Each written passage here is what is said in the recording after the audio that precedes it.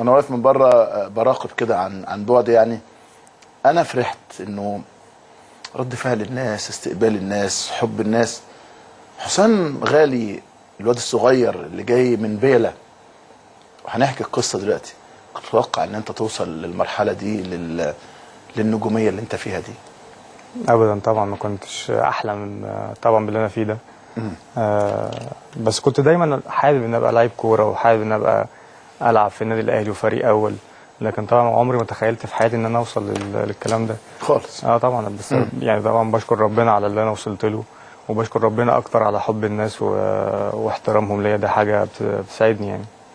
حسام، خلينا نبدا من البدايه خالص. فاكر ايام بيلا؟ طبعا. احكي لي.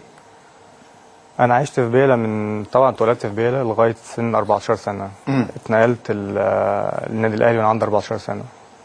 عشت طفولتي كلها تقريبا في بيلا يعني. انا طبعا من اسره يعني متوسطه، مش اسره غنيه في بيلا.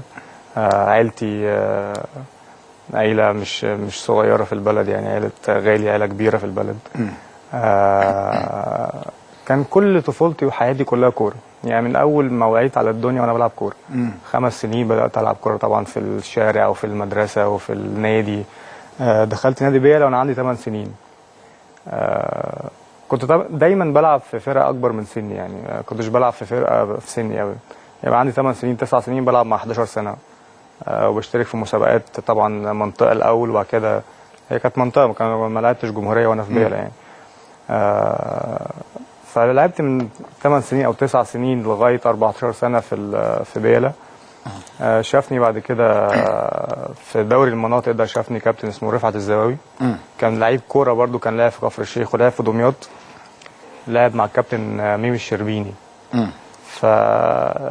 فكلمني في اللي انا اروح الاهلي وكده. كان بالنسبه لي حلم طبعا اروح الاهلي. انا اتخضيت يعني. كنت اهلاوي؟ جدا جدا جدا.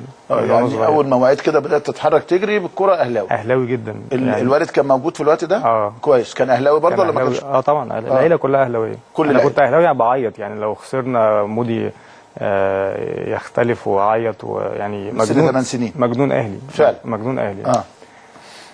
فجه حد قال لي هتروح اختبارات النادي الاهلي. رحت لابويا الله يرحمه وقلت له في الصبح بدري رايح اعمل اختبارات في النادي الاهلي. قال لي اختبارات ايه؟ روح خش نام، التفت لدراستك ومذاكرتك، سيبك من الكوره دي والكلام ده. دخلت نمت طبعا وزعلان ومتنكد، على اساس ان انا خلاص مش رايح بكره الصبح، مش رايح النادي الاهلي. الحلم اتبخر يعني. فالصبح لقيت ابويا الله يرحمه بيصحيني، قال لي قوم يلا عشان تروح الاختبارات. ايه اللي حصل؟ في حد طبعا جه بالليل اقنعه ان ازاي يديله فرصه وخليه يروح يجرب نفسه، والناس شافته ومبسوطه منه وبتاع. رحت على النادي الاهلي في اليوم ده.